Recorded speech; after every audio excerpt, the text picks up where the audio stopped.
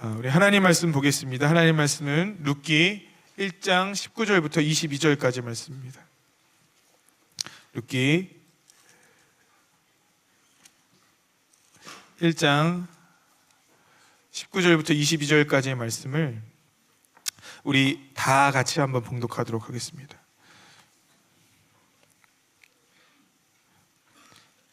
(19절부터) (22절까지) 다 같이 한 목소리로 보겠습니다. 시작. 이에 그 두 사람이 베들레헴까지 갔더라. 베들레헴에 이를 때 온 성읍이 그들로 말미암아 떠들며 이르기를 이가 나오느냐. 나오미가 그들에게 이르되 나를 나오미라 부르지 말고 나를 마라라 부르라. 이는 전능자가 나를 심히 괴롭게 하셨음이니라. 내가 풍족하게 나갔더니 여호와께서 내게 비어 돌아오게 하셨느니라. 여호와께서 나를 징벌하셨고 전능자가 나를 괴롭게 하셨거늘 너희가 어찌 나를 나오미라 부르느냐 하니라. 나오미가 모압 지방에서 그의 며느리 모압 여인 룻과 함께 돌아왔는데 그들이 보리 추수 시작할 때에 베들레헴에 이르렀더라. 아멘. 할렐루야. 오늘 하나님의 큰 은혜가 우리 가운데 임하기를 간절히 소망합니다. 오늘은 룻기의 말씀을 당분간 좀 나누려고 합니다. 왜 룻기 말씀을 나누려고 하냐면요, 먼저 우리 5월달 큐티 말씀이 룻기더라고요. 그래서 저도 설교 준비하고 또 큐티 할 때 룻기를 자꾸 보다 보니까 룻기가 이제 좀 익숙해졌습니다. 여러분들 그러시지요? 예, 안 그러신 분은 회개하시면 됩니다. 날마다 저희 큐티 책이 점점 많이 팔려지고 있는 것 같은데 많이 팔려지고 있답니다. 네, 비극적이게도 딱 음악이 나왔어요. 네, 점점 새 책이 늘어가고 있다는 사실에, 그래서 저희도 가끔 제가 교육자들 큐티 책을 이렇게 보거든요. 근데 시험 들 때가 있어요. 왜냐하면 너무 깨끗한 거예요. 묵상을 주로 정말 속으로 하는 분들이 있더라고요. 저도 포함해서 그렇습니다. 근데 우리가 이제 말씀으로 좀 세워갔으면 좋겠고, 그러는 마음으로 여러분들을 좀 괴롭게 하는 거잖아요. 근데 5월달 이제 시작된 지 얼마 안 됐습니다. 놀러 갔다 오시느라 분주하느라 또 누굴 찍어야 되나 토의하느라고 바쁘셨다면 이제 다시 말씀으로 좀 돌아가셨으면 좋겠습니다. 아시겠죠? 그래서 룻기를 이제 좀 말씀을 나누고 싶다는 생각이 들었고요. 또 한 가지는 이 룻기를 통해서 제가 깨닫게 되는 하나님의 은혜가 있습니다. 왜 룻기일까? 사사기와 사무엘상 중간에 룻기가 껴있는데 좀 생뚱맞은 것 같아요. 왜냐하면 성경에서 룻기가 없어도 전혀 읽는데 지장이 없는 겁니다. 여러분 어떻게 생각하시는지 모르겠는데요, 사사시대 하나님의 통치가 없고 자기 옳은 소견대로 살던 시대에서 이제 왕정시대로 넘어가는 건 바로 사무엘상으로 넘어가면 충분하다는 생각이 들어요. 근데 그 사이에 성경은 룻기를 우리에게 주고 있는 건데, 그럼 얼마나 대단하고 의미심장한 책인가 가만히 살펴보면요, 이거는 웬 망한 두 과부 이야기입니다. 나오미와 룻에 관련된 얘기죠. 그런데 이 말씀을 읽으면서 어떤 생각이 드냐면, 하나님께서 이스라엘 백성들을 회복해 하시는 이야기가 사무엘상부터 시작하는 것이 아니라 룻기라는 이야기로부터 시작하는구나. 이 룻기를 가만히 보면 대단한 왕권 정권이 들어서는 게 아니라 한 보잘것없는 두 과부로부터 그 가정이 회복되어지는 것으로부터 하나님의 역사가 시작되고, 그 가정의 회복의 실은 이스라엘의 회복이라는 것을 분명하게 우리에게 드러내 주시는 책이 아닌가 하는 생각을 제가 하게 됩니다. 2010년도에 칠레 대지진이 일어났습니다. 그때 칠레 광산의 700m 아래서 철광석을 캐고 있던 광부들이 갇히는 사건이 벌어졌어요. 여러분 다 아시죠?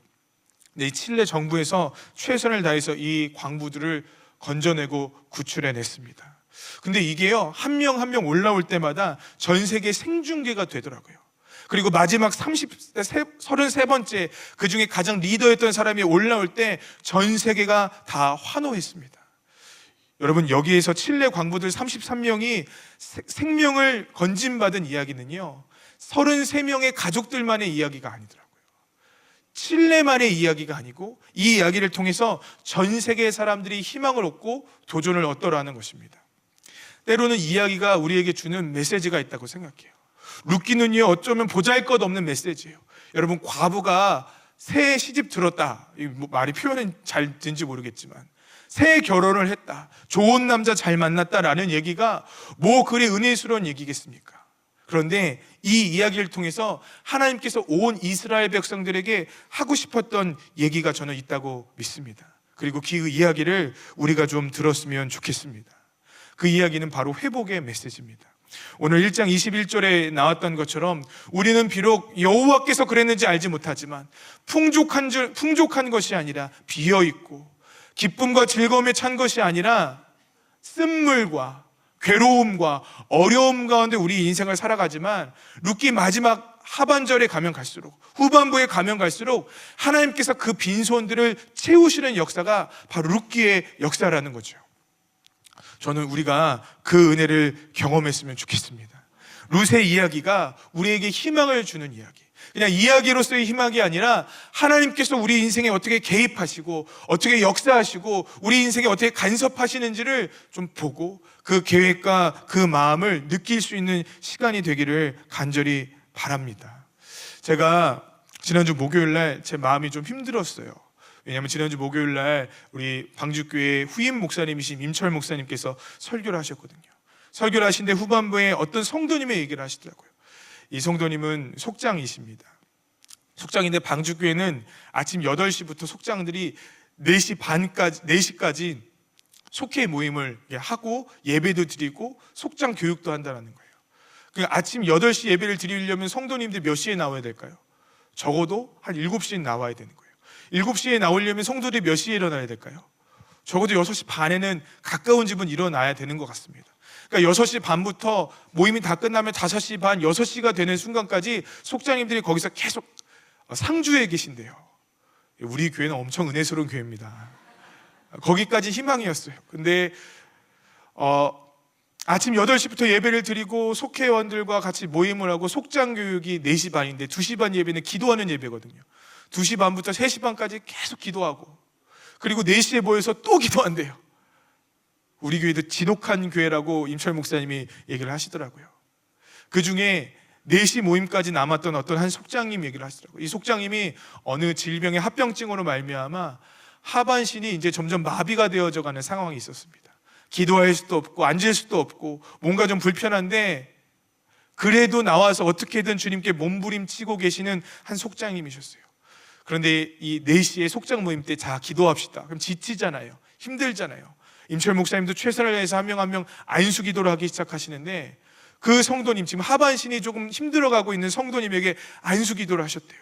근데 그 성도님이 갑자기 기도하는 그 순간에, 설교엔 그랬습니다. 아래에 마치 물이 뚫리는 것처럼 확 하고 뭐가 터지는 느낌이 들더래요. 그러면서 이 막혀있던 혈관들이 마치 열리는 것 같은 느낌이 들더니 이분이 하반신이 마비되어져 가는 게 괜찮아지더라는 거예요. 할렐루야. 너무 감사하고 기쁘고 감격스럽잖아요. 근데 그 이야기를 듣는데 저는 왜 마음이 불편했는 줄 아십니까? 질투가 나고 그래서 그런 게 아니에요. 여러분들이 떠올랐어요. 우리 성도님들 중에 요즘 어려운 분들도 있어요. 기도가 필요한 분들도 있습니다. 가정의 문제로, 경제적인 어려움으로, 질병의 문제로 고통스럽고 마음이 힘들어하는 성도님들이 계세요. 그 성도님들 다 인천 방주교회로 보내야 되나 그런 생각이 제가 자꾸 드는 거예요. 왜냐하면 저는 기도의 능력이 없습니다. 그 목사님처럼 기도해서 하반신이 그냥 뚫어지는 역사가 하나님 저에게도 있었으면 좋겠는데 저는 말씀의 능력도 없죠. 그렇다고 제가 손을 대서 병이 나은 사람이 없어요.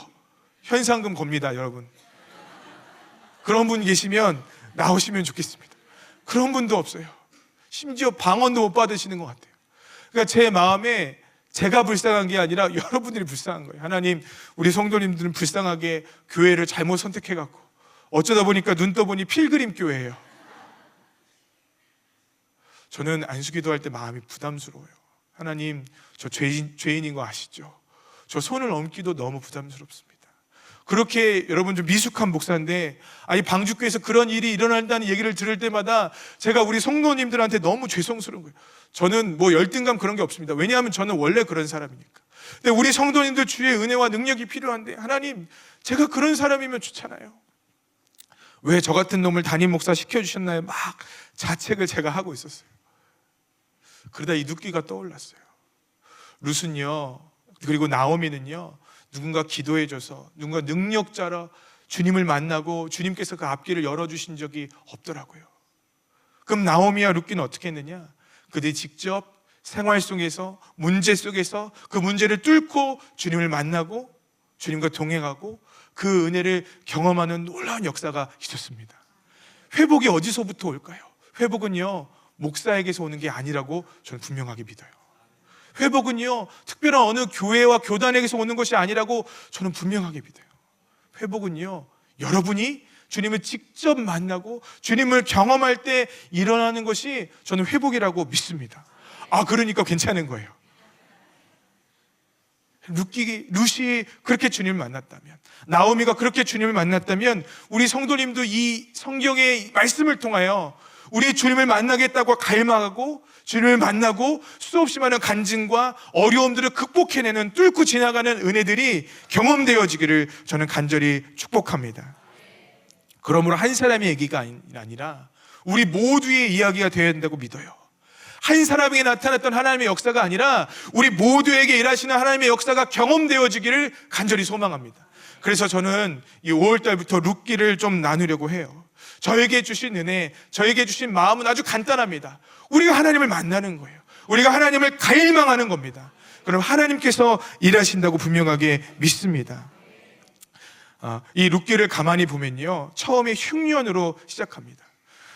나오미가 있었는데 이 나오미가 흉년이 들어서 베들레헴 땅을 떠나 모압 땅이라는 곳을 가게 됩니다. 모압 땅에 가서 두 아들과 함께 정착을 하며 샀는데 거기에 아름다운 두 외국 며느리를 얻었죠. 지금도 다문화 가정 어려운데 그때 나오미는 다문화 가정의 시어머니가 된 거예요.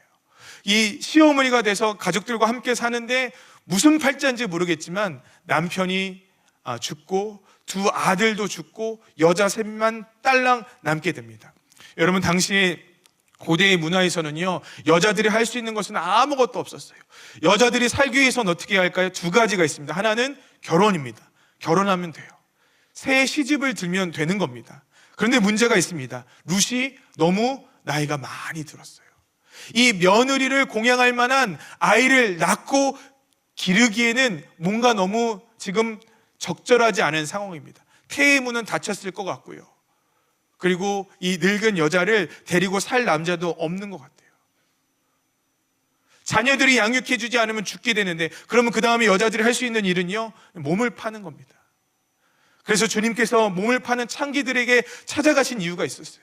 그들은 어쩌면 죄를 짓고 죄 가운데, 탐욕 가운데 살고 싶어서 빠진 것이 아니라 어쩔 수 없이 살다 보니까 그런 고난과 어려움과 죄악의 자리로 갈 수밖에 없었기 때문에 예수님께서 그들을 친히 찾아가신 것이 아닌가 하는 생각을 하게 됩니다. 어쨌든요, 룻기의 처음 시작은요, 흉년으로 시작합니다.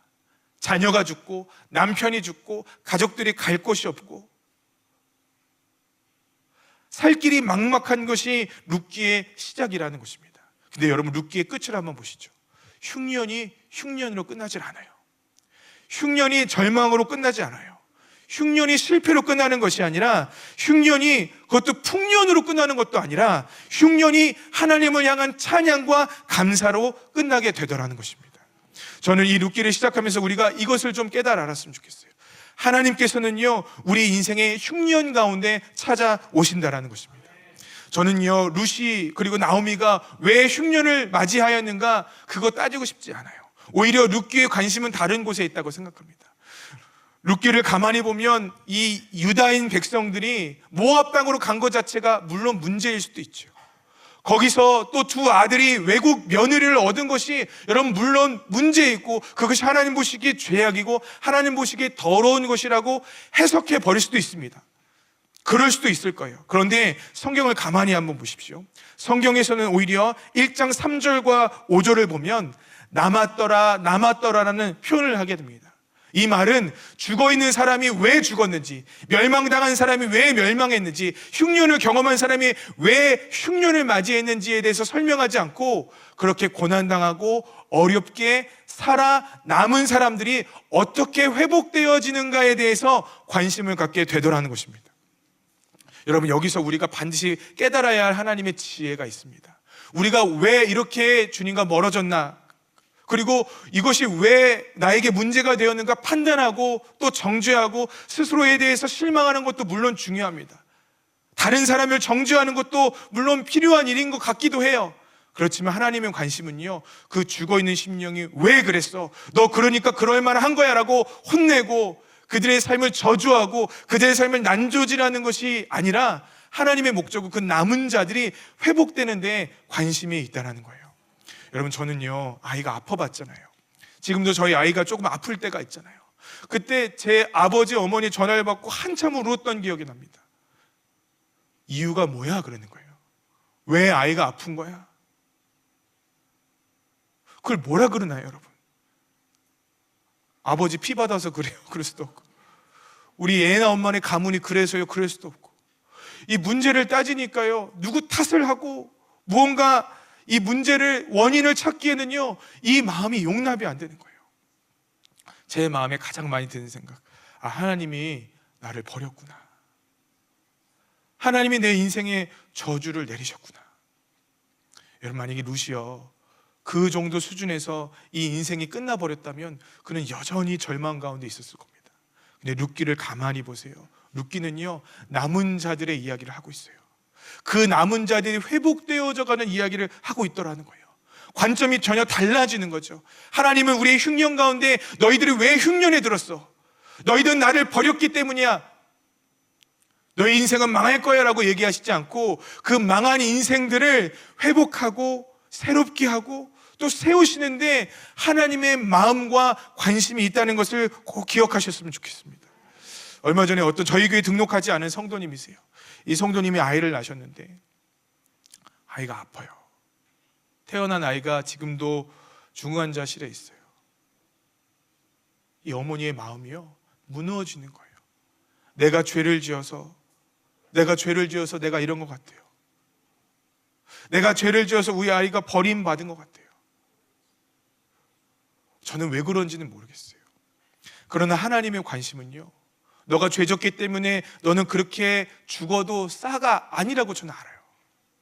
하나님의 관심은요, 그럼 이제부터 하나님께서 우리 인생에 어떻게 개입하시는지, 그럼 이제부터 하나님께서 우리 인생 가운데 어떻게 일하시는지를 경험하는 것이 저는 너무 중요하다고 믿습니다. 흉년이 흉년으로 끝나는 것이 아니라는 거예요. 여러분, 1장 21절에 보니까 내가 풍족하게 나갔더니 여호와께서 내게 비어 돌아오게 하셨느니라. 여러분, 이것이 나오미의 관점이었어요. 나는 하나님께서 친 사람이야. 나는 하나님의 버림받은 사람이야. 나는 하나님께서 쓸 수 없는 사람이야 라고 생각했어요. 하나님이 내 인생을 비교하면 누가 여러분 우리 인생을 채울 수 있겠습니까? 근데 룻기 마지막을 보십시오. 그 비어있는 곳에 하나님께서 채우십니다. 그럼 룻기는요, 하나님께서 룻과 나오미의 인생을 어떻게 비교하셨는가의 이야기가 아니라 그 비어있는 인생을 어떻게 채우셨는가에 관한 이야기라는 거예요. 여러분, 우리 신앙생활 어떻습니까? 우리 신앙생활 자꾸 우리 전자로 갈 때가 많아요. 하나님이 왜 내 인생을 비우셨는가에 집중하다 보면 우리 인생이 비어있는 인생처럼 보이고 끝나버리기 마련입니다. 그러나 하나님께서는요, 우리에게 신앙생활하게 하시고 당신의 아들을 주시고 당신의 은혜를 주시는데 비어있는 인생들을 채우시기 위하여 은혜를 주신다고 저는 분명하게 믿어요. 여러분, 그 룻기를 통하여, 이 말씀을 통하여, 은혜를 통하여 채우시는 하나님을 경험할 수 있게 되기를 간절히 축원합니다. 어떻게 채울 수가 있을까요? 첫 번째, 따라해 주시겠습니다. 여호와께 돌아가라. 1장 6절을 한번 읽어볼까요? 1장 6절을 읽겠습니다. 시작. 그 여인이 모압 지방에서 여호와께서 자기의 백성을 돌보시사 그들에게 양식을 주셨다 함을 듣고 이에 두 며느리와 함께 일어나 모압 지방에서 돌아오려 하여. 아멘. 왜 그랬는지 몰라요. 어쩌다 이렇게 살게 됐는지 몰라요. 근데 여러분, 살다 보면 그럴 때가 있죠. 살다 보면 인생의 실타래가 얽혀서 더 이상 풀 수 없을 때가 있죠. 그럼 어떻게 회복해야 되죠? 어떻게 다시 일어나야 되죠? 그 처음 시작은 한 가지로부터 시작한다는 거예요. 여호와께 돌아가는 것입니다. 여호와께 돌아가기 시작할 때 하나님께서 역사하기 시작한다는 거예요. 물론 그 뒤에 보아스를 의지하기도 합니다. 한 번에 인생이 풀려지지 않습니다. 그런데 그 첫 발자국이 모든 실타래의 실마리를 풀어지는 첫 걸음이 되더라는 것입니다. 여러분, 왜 여호와께 돌아가야 할까요? 저는 말씀 묵상하다 너무나 당연한 진리가 떠올랐어요. 왜 우리가 여호와께 돌아가야 할까요? 여호와만이 우리 인생의 실타리를 푸실 수 있기 때문이라고 믿습니다. 여러분, 지금 룻과 나오미의 상황을 한번 보세요. 11절 12절에 보니까 나오미가 이르되 내 딸들아 돌아가라. 너희가 어찌 나와 함께 가려느냐? 내 태중에 너희의 남편이 될 아들들이 아직 있느냐? 내 딸들아 되돌아가라. 나는 늙었으니 남편을 두지 못할지라. 가령 내가 소망이 있다고 말한다든지 오늘 밤에 남편을 두어 아들을 낳는다 하더라도 너희가 어찌 그들이 자라기를 기다리겠으며 어찌 남편 없이 지내겠다고 결심하겠느냐. 여기까지만 보겠습니다. 여러분, 나오미와 룻의 상황은 어떻습니까? 이거는 사람의 생각으로는 해결책이 없는 거예요. 정확하게 어떠한 일도 사람의 도움을 받을 수가 없는 겁니다. 어떠한 소망도 사람에게 찾을 수가 없는 거예요. 여러분, 가끔 우리가 그런 문제들을 만납니다. 제가 아이가 아팠을 때 제가 희망을 갖고 있었던 것이 한 가지가 있었어요. 우리나라에서 최고의 병원이 서울대학 병원이잖아요. 삼성의료원에 계신 분이 있다면 죄송합니다. 최고의 병원이 아무튼 서울대학 병원이라고 생각했어요. 그 서울대학 병원에 정말 최선을 다해서 어떻게 해서 전원서를 가지고 병원에 가서 우리 아이 눈을 검진한 그날 저는 설레었어요. 왜 그런 줄 아세요? 여러분, 최고의 병원이면 우리 아이 눈 고쳐질 수 있잖아요. 수술을 하자고 할까? 그래, 수술을 하면 주님께 기도해야지. 약을 먹자고 할까? 그래, 약을 먹으면 주님께 기도해야지. 제 마음속에 온통 그 희망들로 가득 차 있었습니다. 왜냐하면 최고의 병원이니까 무언가 고쳐줄 수 있는 희망이 있을 거 아니에요. 실마리가 있을 거 아닙니까? 아이를 데려가니까 이 아이를 재우고 MRI도 찍고요. 100일 된 아이였어요. MRI도 찍고 눈을 들어서 뭐 망막 사진도 찍고 여러 가지 검사를 다 했습니다. 마음이 두근두근 거는 거예요. 검사 결과를 보는데 하루 아침 새벽부터 가서 저녁 늦게까지 그 병원에서 있는 겁니다. 그래도 기다릴 만했어요. 왜냐하면 그 최고의 의사가 우리 아이 고쳐줄 수 있는 희망이 있으니까. 근데 병원에 갔더니 저에게 돌아온 대답은 아주 간단했습니다. 이 아이는 못 볼 거라는 거예요. 볼 수 있는 가능성이 적다라는 거예요. 수술을 할 수 없습니까? 수술 못 한대요. 약을 먹으면 안 됩니까? 약도 못 먹인대요. 그럼 어떻게 됩니까? 죄송하지만 이 아이는 부정적인 결과밖에 말씀드릴 수 없다고 아주 딱 잘라 얘기하더라고요. 오죽 제가 답답했으면 그럼 블루베리나 뭐 그런 게 눈에 좋다는데 그런 거 먹이면 안 될까요? 그 의사가 기가 찬 듯이 저를 보더라고요. 그래도 어렵다고 저한테 분명히 얘기했습니다. 여러분, 최고의 의사예요. 그 사람이 아니면 저희 아이를 치료해 줄 사람이 이제는 없는 것 같아요. 그 사람이 아니면 저희 아이를 고쳐줄 사람이 없는 거예요. 그래서 저는 주님께로 갈 수밖에 없었어요. 여러분, 나오미와 룻이 왜 주님께로 돌아갔을까요? 그건 방법이 없기 때문에 그래요. 저는 여러분이 마음이 우울하다면 우울증약 드시는 것 그거 옳다고 생각합니다. 왜냐하면 감기 걸려도 약 먹잖아요.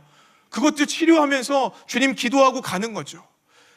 재정적으로 어렵다면 여러분이 사업을 하셔도 좋고 직장에 취직하셔도 좋고 단순히 주님만 바라보라고 얘기하고 싶지 않아요. 우리가 할 수 있는 것들을 최선을 다해서 해야죠. 그러나 아무것도 없을 때, 희망이 없을 때, 의사도 친구도 내 주변에 있는 사람들도 우리에게 아무것도 줄 수 없을 때 저는 우리가 반드시 돌아가야 될 것이 있다고 믿어요. 그것은 바로 우리 주님의 품입니다. 우리 성도님 중에 깊은 고난의 터널 가운데 계신 분들이 있어요. 제가 꼭 이 말씀을 드리고 싶어요. 여러분, 주님께로 돌아가시기를 간절히 소망합니다. 왜냐하면요, 그것은 회복이 임하는 자리예요. 나오미의 인생을 회복시켜 주시는 것, 빈손으로 왔다고 얘기하는 그 나오미를 회복시켜 주셨던 것은 룻이 아니에요. 보아스가 아니에요. 우리 주님이셨습니다. 제가 마가다락방에서 토요일날 기도를 하고 있어요. 아주 소심한 목사가 안수기도 하려고 그러면 얼마나 떨리겠습니까? 병든 분들 와서 목사님들이 다 와서 안수기도를 하는 거예요. 어떤 때는요, 머리에 손을 얹기도 죄송해서 손을 안 올리거나 어깨에 손을 올려요. 그 차이는 별로 없겠지만 그게 제 마음입니다. 어느 날 기도를 하고 있는데 누가 제 바지를 잡는 느낌이 들어요. 내가 누구 밟았나? 나한테 할 말이 있나? 하고 뒤를 돌아봤더니 그분이 그냥 태연하게 기도하는 척 하고 계시더라고요. 근데 그분이 딱 뵈니까 큰 병이 걸리신 분 같아요. 누가 봐도 저분은 참 심한 병에 걸리신 분이구나. 그리고 다시 성도님들을 기도해드리고 있는데 또 옷이 살짝 잡혀지는 느낌이 든 거예요. 뒤를 돌아보니까 그 성도님이 제 옷을 붙잡고 있다 제가 뒤를 돌아보니까 얼른 손을 놓으시더라고요. 여러분, 제가요 그 일을 경험하고요 그날 밤에 집에서 방방 뛰었어요. 너무 죄송하더라고요. 너무 부끄럽더라고요. 이분이 지금 믿음으로 옷자락에 손을 댔는데 그 옷자락이 누구 옷자락이에요? 제 옷자락인 거예요. 하필 마가다락방에서 능력도 하나도 없고, 하필 목사 중에서도 어리고 경험도 없고 심지어 주님을 잘 바라보지도 못하는 그런 병든 목사 같은 사람의 옷자락을 붙잡고 있는 거예요. 제가 그 성도님 볼 때마다 얼마나 눈물이 나겠어요. 그래서 다른 건 몰라도 그 성도님 뵈면 저 속으로 계속 기도해요. 하나님, 저 성도님 고쳐주세요. 저 성도님 붙잡아 주세요. 왜냐하면 저 성도님 최선을 다해서 믿음으로 옷자락 만졌는데 새 옷자락 만든 거예요. 그날 여러분이 상상하시는 것처럼 아무런 일도 일어나지 않았어요.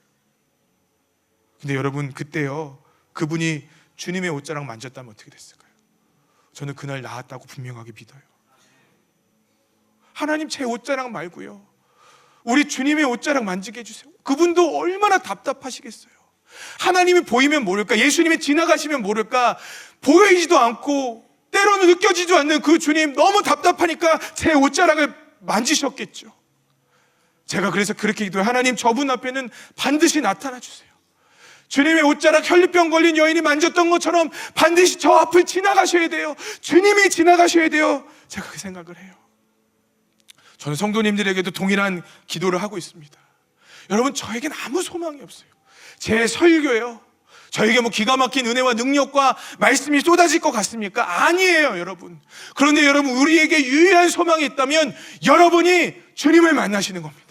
여러분이 주님의 옷자락을 만지시는 거예요. 여러분이 주님과 함께 주님이 주신 은혜를 경험하는 거예요. 그래서 제 마음이 불타올라요. 여러분, 예배 시간에 좀 일찍 오세요. 물론 사정이 있고 형편이 있는 분들 괜찮아요. 그러나 여러분이 습관이 늦는다면요 여러분 일찍 오셔서 우리 교육자들이 목이 터져라 함께 기도합니다. 이유가 뭔지 아세요? 여러분이 주님 만나길 원하는 마음 때문에 그래요. 제 설교가 은혜스러워지고 유튜브에 조회수가 많아지는 거 저 조금도 바라지 않습니다. 그런 일들은 일어나지 않을 거예요. 제가 여러분들에게 바라는 것이 있어요. 제가 부족하잖아요. 우리 교육자들이 미숙하잖아요. 그럼 여러분의 삶의 문제를 해결해주고 여러분의 인생에 역사하실 분은 누구밖에 없어요? 우리 주님밖에 없다고 저는 아주 분명하게 믿습니다. 제 옷자락이 아니라 여러분 주님의 옷자락을 만지시기를 간절히 소망해요. 주님의 옷자락 만지는 건 뭡니까? 우리가 기도하고 우리가 말씀 보고 우리가 주님 앞에 예배할 때 그 일들 일어나는 거 아닙니까? 저 화요일 날 우리가 집회를 열어요. 제 마음에 부담이 돼요. 왜냐하면 또 성도님들이 헌신하셔야 되는 거예요. 시간을 또 성도님들이 나와서 기도하셔야 되는 거예요. 하나님, 우리 성도님들 너무 바쁘지 않을까요? 너무 힘들지 않을까요? 쉬고 싶지 않을까요? 여러분, 쉬고 싶은 분들은 쉬셔도 돼요. 시간이 없는 분들은 못 나오셔도 안 나오셔도 돼요. 그러나 혹시 정말 주님이 필요하신 분들이 있다면 여러분 나오세요. 같이 기도해 드릴게요. 저에겐 아무 소망이 없어요. 어쩌면 우리 강사에게 소망을 두는 거 아닐지도 몰라요. 적어도 그러나 우리 화요일만큼 우리의 마음을 다잡고 우리 주님과 직접 인카운터하는 만나는 일들이 우리 가운데 일어나기를 간절히 소망합니다. 여러분, 기도의 자리 꼭 화요일 날 안 나오시더라도 말씀의 자리, 예배의 자리를 사모함으로 나오셨으면 좋겠어요. 우리에게 돌아갈 곳은 우리 주님밖에 없는 겁니다. 의사도 해결해 주지 못하는 것이 있어요. 내 남편도 내 부인도 내 자녀들도 해결해 주지 못하는 내 마음이 있다고요. 그 영역들이 있다고요. 오직 우리 주님만이 나를 만지셔야만 되는 그 삶의 영역들, 그 가운데 주님을 초청하시기를 간절히 소망합니다. 힘써 여호와께 돌아가는 겁니다. 나오미와 룻은 여호와 하나님께 돌아갔어요. 그것이 그들의 인생의 실타래를 풀게 하는 첫 걸음이었습니다. 여러분, 이스라엘 백성들에게 하나님이 원하는 것이 무엇일까요? 이스라엘 백성들이 종교가 부패했어요. 정치가 썩었어요. 돈 많은 자들은 가난한 자들의 돈을 압제하면서 흥청망청 잘 살기 시작해요. 우상을 섬깁니다. 음란합니다. 주님의 자리가 없어요. 왕이 있어도 자기의 옳은 소견대로 하나님을 왕 삼지 않고 살아갑니다. 이거 어떻게 해결하냐고요? 그 첫걸음이 뭡니까? 우리가 그저 여호와 앞에 돌아오는 것입니다. 여러분, 우리가 돌아올 때 우리 삶의 처음의 실타래들이 풀려지는 거예요. 우리 가정의 실타래들이 풀려지는 겁니다. 과연 이렇게 한다고 될까? 여러분, 그 가운데 저는 하나님의 은혜가 부어질 것을 믿습니다. 주님께 가까이 가심으로 여러분의 삶의 그 어려운 부분들이 해결되어지기를 간절히 소망합니다. 두 번째요, 여호와께 돌아갔다면요, 이 믿음의 결단을 해야 됩니다. 이 믿음의 결단이 방향도 중요하지만 따라해 보시겠습니다. 결단의 강도도 중요하다. 강도 아시죠? 세기도 중요하다는 생각이 들어요. 1장 8절부터 18절에 보면요, 룻과 오르바에게 나오미가 권면합니다. 너네 나랑 같이 살면 죽어. 너네 나랑 같이 살면 인생에 소망이 없어. 제발 너네 고향으로 돌아가라. 여러분, 이 말이 틀린 말입니까? 안 틀린 말입니까? 저는요, 이 오르바의 상황이 이해가 가요. 왜냐하면 여러분, 오르바는요, 그렇게 할 수밖에 없는 아주 상식적인 환경과 반응을 한 겁니다. 여러분, 어려우면 힘들면 우리 주저앉잖아요. 어려우면 우리 몸에, 우리 삶에 나타나는 반응이 다 똑같을 거 아닙니까? 불교 신자 다르고 기독교 신자 다르고 뭐 유대교 신자 다 다릅니까? 인간이니까 다 똑같은 반응을 할 수밖에 없다고요.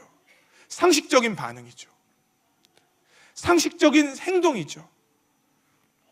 오르바가 다시 그 고향으로 돌아간 것은 어쩌면 당연한 일일지도 모르겠습니다. 근데 여러분, 그 당연한 반응에는요, 하나님의 역사가 일어나지 않더라고요.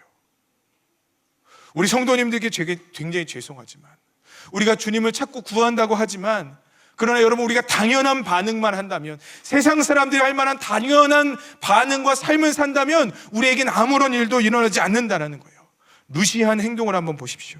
룻이 행동을 우리 1장 16절을 다 같이 한번 읽어보겠습니다. 16절 읽겠습니다. 시작. 룻이 이르되 어머니를 따르지 말고 돌아가라. 강권하지 마옵소서. 어머니께서 가시는 곳에 나도 가고 어머니께서 머무시는 곳에 나도 머물겠나이다. 어머니의 백성이 나의 백성이 되고 어머니의 하나님이 나의 하나님이 되시리니. 아멘. 여러분, 룻의 고백을 가만히 보십시오. 이 룻의 고백은요, 첫 번째 민족을 버려버리겠다는 거예요. 그래서 나는 유대인의 민족으로 들어가겠다고 결단하는 겁니다. 죽기를 각오한 거죠. 두 번째로는요, 여러분, 모압 땅에 있는 신들이 있을 거 아니에요. 자기는 모압 땅에 있는 신들에게로 돌아가지 않는다라는 거예요. 다른 사람들이 다 하는 그런 반응을 하지 않겠다라는 거예요. 나는 어머니가 믿고 있는 하나님을 의지하고 하나님의 백성이 되고 나는 그분이 나의 하나님임을 선포하고 살겠다고 결단하는 겁니다. 여러분, 이 결단은요, 목숨을 건 결단이에요. 상식적이지 않은 결단이에요. 이건 어떻게 보면 다른 사람들이 생각하기에 미련하다고 얘기하는 결단이에요. 왜 그렇습니까? 상식적으로 편하게 살면 되지 무슨 하나님을 의지해. 상식적으로 그냥 맞춰 살면 되지 무슨 하나님께 구해. 여러분, 어쩌면요, 과한 결단이에요. 어떤 여성 신학자는요, 이러한 결단을 하는 사람, 이 룻의 고백과 비견될 만한 인물은 구약이 딱 한 사람밖에 없다고 얘기해요. 아브라함이 본토 친척 아비 집을 떠났잖아요. 그에 있는 가족 모든 환경들을 버리고 떠났어요. 그가 갖고 있는 문화적 배경들을 다 떠났어요. 심지어 그가 섬기고 있던 우상들도 다 떠나서 죽기를 각오하고 주님 앞에 걸어 나가는 거예요. 여러분, 그것을 믿음의 조상이라고 얘기하지 않습니까? 어떻게 보면 룻은요, 과한 결단을 해요. 어떻게 보면 룻은요, 과한 믿음의 고백을 합니다. 어떻게 보면요, 상식적이지 않고 예수에 미쳐있는 고백을 하는 거예요. 근데 여러분, 주님의 역사는 그 강도 위에 임하더라고요. 2000년대에 조지 바나라는 곳에서 개신교가 하루 평균 얼마나 신앙생활을 하는가 통계를 냈던 적이 있습니다. 이건 미국의 통계입니다. 미국 사람들이 2000년도에 하루에 얼마 기도하는지 아세요? 5분 기도한대요. 5분. 국제 YWAM에서 선교사들이 하루에 얼마 기도하는가 시간을 했는데 얼마 기도하는지 아십니까? 15분 기도한대요. 선교사들이요. 평신도들은요 5분 기도해요. 야, 선교사가 훨씬 낫죠, 그죠? 3배는 더 기도하는 거 아닙니까? 여러분, 이 통계를 이렇게 보고 끝날 통계가 아니라는 거죠. 우리 삶에 왜 하나님의 도우심과 기적과 같은 은혜들이 벌어지지 않을까요? 저는 간단하다고 생각해요. 예수를 이렇게 믿는 사람들이 없기 때문에, 과하게 믿고 예수에 미쳐 있고 예수만이 전부이기 때문에 내가 저분에게 온 생명과 마음과 갖고 있는 모든 것을 드리고 결단해야겠다라는 그 믿음이 없기 때문에 우리 삶에는 은혜가, 기적이 일어나지 않는 거 아닐까요? 한국은 98년도에 개신교인들에게 조사했더니 19분 기도했습니다. 여러분, 그거보다 안 되는 분들은 속히 회개하시기를 바랍니다. 하루에 19분입니다, 여러분. 2004년도에는요 27분이에요. 그런데 2012년도에는요 24분을 기도했답니다. 제가 그 생각이 들었어요. 우리 성도님 중에 24분 기도하는 분들이 엄청나게 많을 텐데, 주님 평균 이하는 없게 하여 주시옵소서. 평균도 안 되면요 어떻게 하나님의 은혜가 우리 삶 가운데 부어지겠습니까? 자녀의 문제를 놓고 기도하고 우리 삶의 어려움들을 놓고 기도하는데, 여러분 24분이 저는 주님께 미쳐있는 기도라고 생각하지 않아요. 기도의 시간, 그건 중요하지 않겠죠. 그러나 적어도 24분, 5분, 15분은 절대로 주님께 미쳐있는 것이 아니라고 생각합니다. 그 믿음의 강도에서는요 하나님께서 역사하실 수 없다고 믿어요. 예수님을 만난 사람들 보십시오. 수많은 수백 명, 수천 명의 군중들 중에 주님을 경험했던 사람을 보십시오. 뽕나무에 올라갔던 삭개오, 그거 여러분 미친 반응 아닙니까? 다윗의 자손 예수의 나를 불쌍히 여기소서라고 소리 질렀던 그 눈먼 사람들, 그거 여러분 정상적이지 않은 반응 아닙니까? 저 사람은 왜 이렇게 과격해? 저 사람은 왜 이렇게 미쳐있어 할 정도의 반응 앞에 주님께서 멈춰 서시더라고요. 제가 오늘 예배 가운데 그런 생각이 들었어요. 제가 이렇게 보면요 우리가 통성으로 기도할 때 미친 사람처럼 보는 분들이 계세요. 끌려오신 분들이겠죠. 축복합니다. 우리가 기도할 때 뭐 저런 반응이 있어 하는 분들이 보입니다. 그러면요 제가 위축이 돼요. 그래도 저는 목사인데 할렐루야, 거룩한 손 들고 멋있게 기도해야 될 텐데. 그렇지만 상식적이고 합리적이고 적당한 기도에는요 주님이 임재하시지 않는다고 저는 알고 있어요. 여러분, 저는 우리 예배가 더욱더 열광적이길 바라요. 우리 예배가 더욱더 간절해지길 바라요. 죄송하지만 반감을 갖는 분들이 이거 뭐야 어쩔 줄 몰라 하는 그 마음들이 저는 생기길 원합니다. 그리고 그분들도 그렇게 되기를 소망해요. 왜냐하면 그래야 주님 역사하시니까. 오카는 목사님의 공식이 하나 떠올랐어요. C는 BWEWV다. 여러분 이 얘기 아십니까? C는요, 제가 영어 얘기했더니 성도님들이 웃으시더라고요. 그 믿음이라는 단어의 앞자입니다. E는요 열정이라는 단어의 앞자입니다. V는요 비전이라는 단어의 앞자입니다. 여러분, 열정도 있고요 믿음도 있고요 비전도 있으면 다 가진 거 아니에요, 그죠? 그런데 이 꼴 뭐라고 얘기하는 줄 아세요? C래요. C. C가 뭘까요? 크라이스트? 아니에요. Crazy for Christ라고요. 그 말은 뭡니까? 이 광인론이라는 것을 얘기하시면서 오카는 목사님이 얘기하시는 게, 내가 미치지 않으면 부흥 절대 없습니다. 내가 미치지 않으면 열매 맺혀지지 않습니다. 내가 미치지 않으면 그리스도의 능력이 나타나지 않습니다. 목사님들, 사모님들 제자훈련 세미나를 하실 때마다 한 말씀으로 얘기하시는 것이 있어요. 우리가 미치지 않으면 절대로 열매가 맺혀지지 않습니다. 여러분, 우리가 미치지 않으면요 우리 주님의 역사가 없다고 믿어요. 룻은 미쳤어요. 제가 보기에는요. 룻은 제정신이 아니에요. 왜 나오미를 따라가서 하나님을 의지하고 그 길을 걸어가냐고요. 그런데 그 고백 위에 하나님의 은혜의 역사가 임하더라는 것입니다. 저는 성도님들이 더욱더 열광적이 되시기를 간절히 소망해요. 그래야 우리 주님 만날 수 있어요. 그래야 더욱더 우리 주님과 가까워질 수 있어요. 그래야 하나님이 주신 은혜와 능력들을 경험할 수 있다고 저는 분명하게 믿습니다. 적당하게 하는 것에는 하나님의 열매가 나타나지 않는다는 거예요. 여러분, 기도하지 않는 것과 적당한 기도는 동의어라는 겁니다. 예배 드리지 않는 것과 적당한 예배는 동일한 말이라는 거예요. 교회 다니는 것과 적당히 교회 다니는 것은 동일한 얘기를 하는 겁니다. 여러분, 적당히를 버려버리시기를 간절히 소망해요. 우리가 기왕 주님을 의지할 거 간절히 주님을 의지하는 겁니다. 기왕 기도할 거 전심으로 주님께 기도하는 겁니다. 기왕 예배를 드릴 거 우리의 온 마음과 정성을 다하여 예배 드리는 것입니다. 그 위에 주님께서 역사하신다고 믿습니다. 제 예배의 태도를 바꿔야 했다고 생각했어요. 주님, 이제 사람들 의식하지 않도록 도와주십시오. 제가 성도님들에게 더 권면해야겠다고 생각했어요. 우리 성도님들이 더 열정적으로 주님 앞에 나오시게 도와주십시오. 주님, 여러분, 주일날만 교우 예배에 나오십니까? 회개하세요. 여러분, 아무런 일도 일어나지 않아요. 아직도 큐티 안 하고 계십니까? 회개하세요. 절대 어떤 역사도 일어나지 않을 겁니다. 여러분, 그분을 너무 만만하게 보지 않으시기를 간절히 소망해요. 내가 부르면 오실 주님이세요. 그러나 간절한 자들 가운데 저는 그분의 발걸음이 멈춰진다고 분명하게 믿어요. 저는 그 속장님 얘기를 들을 때마다 회개하는 마음이 들어요. 아침 6시부터 나왔을 거라고요. 아침 8시부터 오후 4시, 5시, 6시까지 주님을 붙잡겠다고 기도하는 그 기도 위에 주님께서 역사하시더라고요. 여러분, 저희 교회 예배 나오고 제가 아는 집회에 동원되라는 게 절대로 아니에요. 적어도 여러분의 고난과 고통이 크다면 여러분 열정을 다해서 주님을 한번 의지해 보십시오. 주님께서 어떻게 역사하시는지. 룻은요, 하나님을 미치도록 바라봤던 여인의 이야기예요.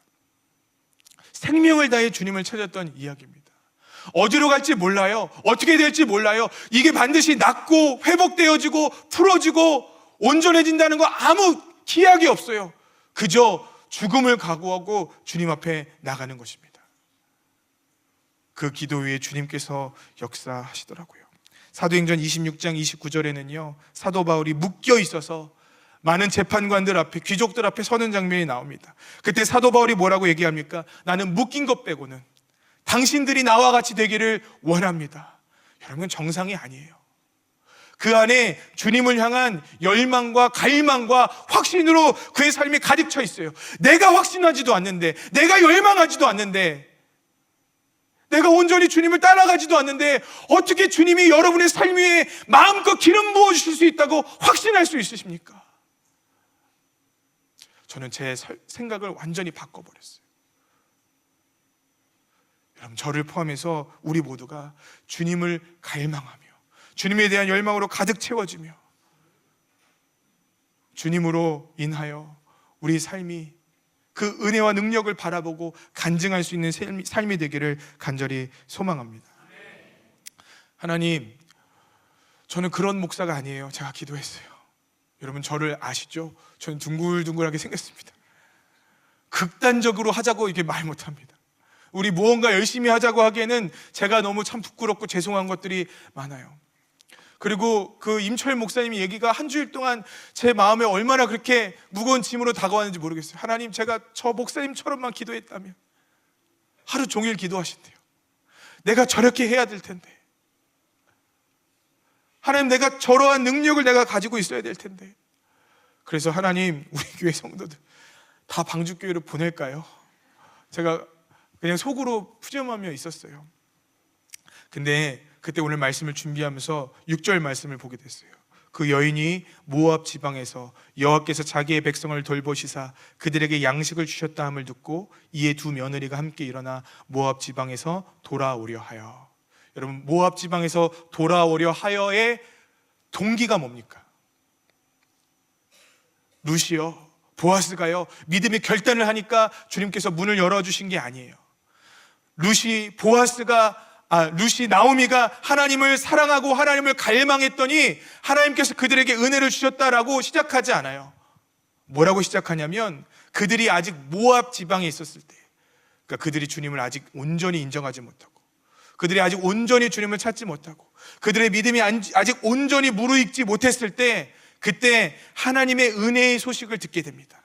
하나님의 은혜가 지금 하나님의 백성들의 땅에는 일어나고 있어서 그들에게 양식을 주고 공급하여 주시고 일어나게 하신다라는 거예요. 여기서 자기 백성들을 돌보시다라는 단어가요, 그 유명한 헤세드라는 단어입니다. 여러분, 헤세드라는 단어를 아시나요? 은혜라는 단어예요. 하나님의 부어주시는 그 능력이라는 단어입니다. 이 헤세드가 부어졌기 때문에, 헤세드가 존재했기 때문에 나오미와 룻이 다시 돌아갈 수 있었다라는 거예요. 제가 무슨 말씀 드리고 싶은지 아세요? 목사가 준비되어 있어서 하나님의 은혜가 쏟아지는 게 아니에요. 여러분이 열심히 했기 때문에 하나님의 은혜가 물론 부어주지만 그 전에 뭔가 전제가 있어야 되는데, 하나님께서 여러분을 향해서 지금 은혜의 문을 여셨다라는 겁니다. 그러니까 우리가 돌아갈 수가 있어요. 그러니까 우리가 의지할 수 있어요. 하나님을 어르고 달래고 설득시키고 하나님의 마음을 바꾸려는 작업을 할 필요가 있는 것이 아니에요. 그저 하나님 앞에 꿇어 엎드리면 되는 거예요. 하나님께서 이 헤세드의 문을 여셨다라는 겁니다.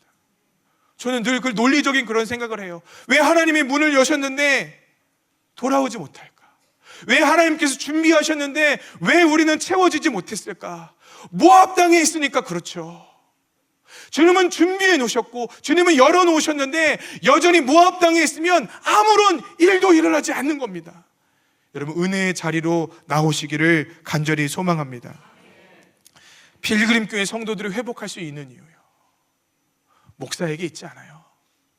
필그림 교회 성도들이 주님을 만나서 그 인생의 어려운 터널들을 뚫고 지나갈 수 있는 이유요, 그거 목사의 기가 막힌 설교에 있지 않아요. 찬양단의 기가 막힌 연주에 있지 않습니다. 저는 주님의 헤세드에 있다고 믿습니다. 여러분, 그 헤세드가 오늘 우리 앞에 놓여져 있어요. 우리 주님을 미친 듯이 한번 찾아봤으면 좋겠습니다. 주님을 좀 미친 듯이 구했으면 좋겠어요. 그 성도님은요, 목사님이 손을 얹지 않고도 주님의 헤세드가 예비되어 있기 때문에 새벽 6시부터 5시까지 나와서 기도할 정도의 믿음이면 저는 고쳐주실 거라고 분명하게 믿어요. 그게 제가 내린 룻기의 결론입니다. 이제 말씀을 마치겠습니다. 주님 만납시다. 제가 정말 지혜가 부족해서 죄송하고 설교가 빈약해서 죄송하고 능력이 없어서 죄송하지만 제가 이 시간에 아주 담대하게 얘기할 수 있는 건 주님이 제가 있다고 역사 못하시는 것이 아니라는 거예요. 헤세드는 그 정도의 수준이 아니에요. 우리의 능력, 우리 형편 상관없습니다. 헤세드의 문이 열려져 있으면 그거 붙잡으면 되는 것입니다. 도피성의 그 뿔을 붙잡으면 되는 것처럼 우리가 주님의 은혜의 보좌 앞에 나아가 그 양식을 붙잡으면 살 줄 믿습니다. 제 마음이 뜨거워져요. 우리 성도님들 주님 만나기 위해 기도하세요. 주님 만나셨으면 좋겠어요. 여러분을 묶고 있는 그 모든 죄악의 쇠사슬과 저주의 끈을 끊어버리십시오. 오직 여러분만이 하실 수가 있어요. 우리 주님께서 열어놓으신 그 은혜의 문을 붙잡으시는 저와 여러분 되시기를 간절히 소망합니다. 우리 이 찬양하면서 기도했으면 좋겠습니다. 주께 가까이 날 이끄소서. 간절히 주님만을 원합니다. 채워주셔서 주의 사랑을 진정한 찬양 드릴 수 있도록